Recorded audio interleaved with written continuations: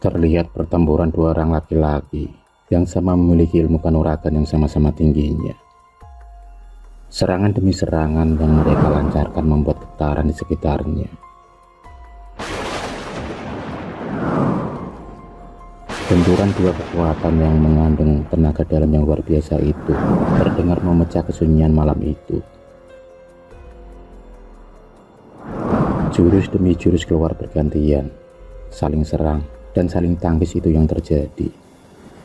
Ternyata pertempuran dua orang tersebut telah berlangsung selama 2 hari 2 malam, dan mereka masih tampak bersemangat untuk saling menyerang. Mereka berdua adalah Mbah Jambrong dan Mbah Jenggot, dua laki-laki tua yang sama-sama memiliki ilmu kanuragan yang seimbang. Namun ada yang berbeda.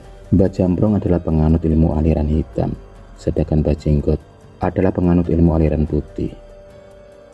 Sudah sejak lama antara Mbah Jambrong dan Mbah Jenggot terlibat perseteruan di antara mereka berdua. Perseteruan tersebut berawal ketika mereka masih muda. Dendam yang tidak pernah padam berlanjut hingga tua. Dari dulu, Mbah Jambrong tak terima Satya pernah dikalahkan oleh Mbah Jenggot, yang saat itu mereka masih muda.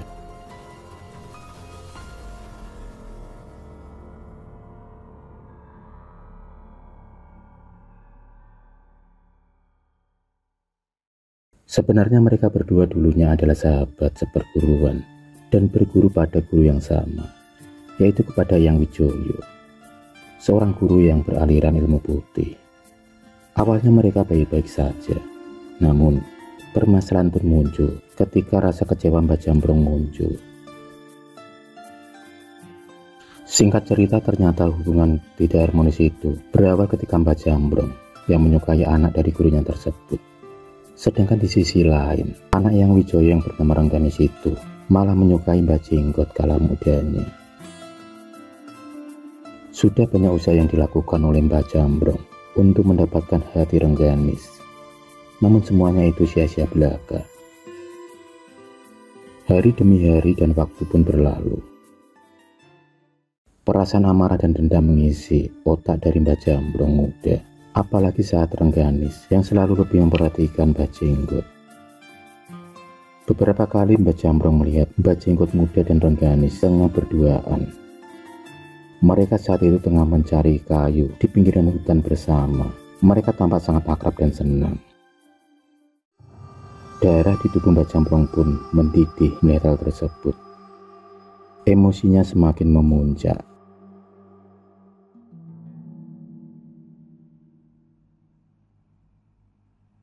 Suatu hari saat Yang Wijoyo sedang melakukan tirakat bertapa di puncak bukit. Di saat itulah otak kotor Mbah Jambrong muda beraksi. Nafsu dan hasratnya pada Rengganis sudah tidak bisa dibendung lagi. Suasana saat itu terlihat sangat sepi. Di pondok hanya ada Rengganis dan Mbah Jambrong. Rengganis sendiri sedang memasak di dapur sendirian.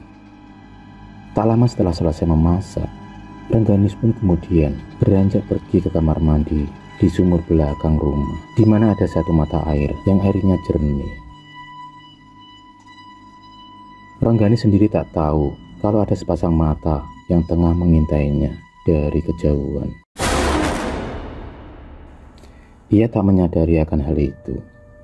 Melihat kemolekan tubuh dari Rengganis, nafsu muda Mbah Jambrong pun berkobar-kobar. Setelah selesai mandi, Rengganis kemudian bergegas melangkah menuju ke kamarnya. Hanya kain jari yang membalut tubuhnya. Rambutnya yang panjang tanpa hitam berkilauan, terkena air. Tubuhnya yang putih mulus, bersih, terlihat sangat segar dan padat dipandang mata.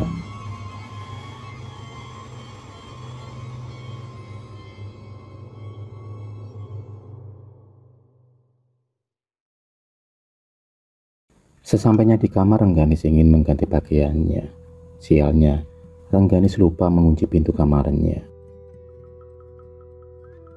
Rengganis tak tahu kalau Mbah Jambrong muda sedang mengikutinya. Melihat situasi yang sangat sepi, Mbah Jambrong kemudian masuk ke dalam kamar Rengganis.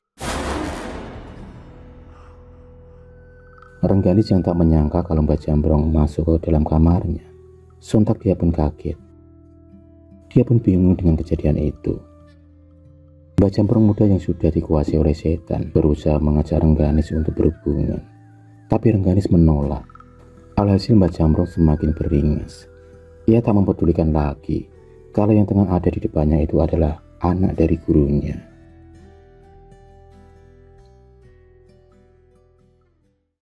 Mbak Jambrong dengan cepat dan gesit segera menerjang tubuh Rengganis. Rengganis yang sedikit memiliki olah kanuraga pun melawan. Ia pun berontak akan serangan dari Mbak Jambrong muda. Namun, ia tak berdaya melawan kekuatan dari Mbak Jambrong muda. Rengganis berusaha dengan sekuat tenaganya. Namun, usaha itu sia-sia.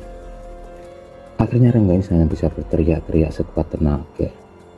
Semoga ada orang yang mendengar ceritanya.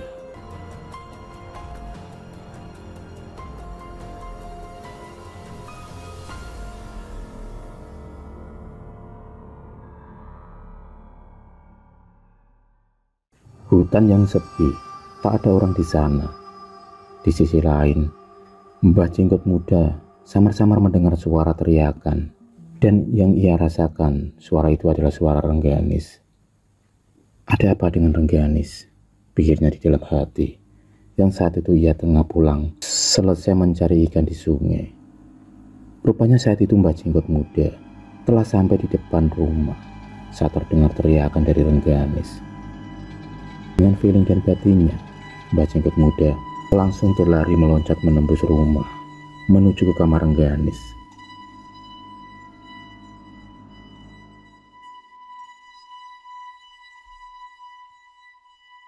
Sebentar kemudian ia telah sampai di kamar Rengganis.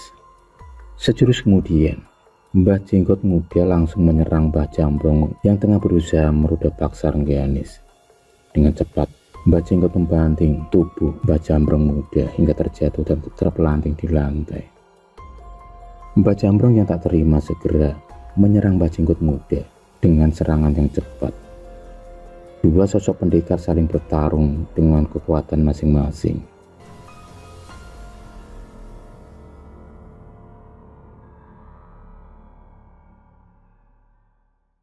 Dinding kayu rumah pun jebol terkena serangan mereka berdua.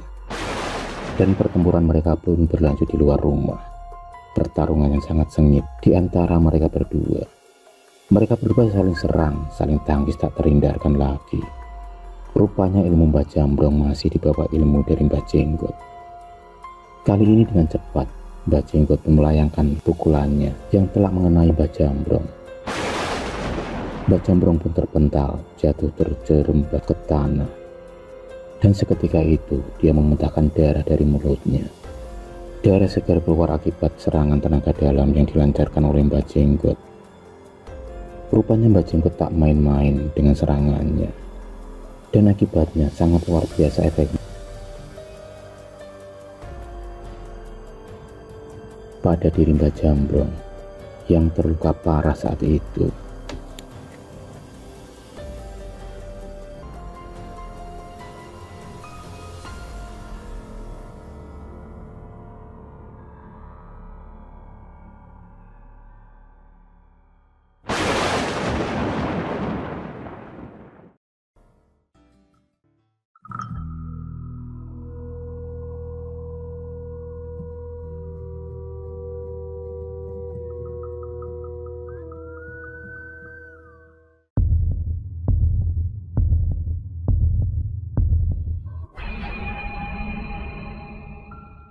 Terima kasih sudah menonton video cerita bergambar ini. Klik subscribe untuk terus berlangganan video-video cerita bergambar selanjutnya. Semangat berkarya.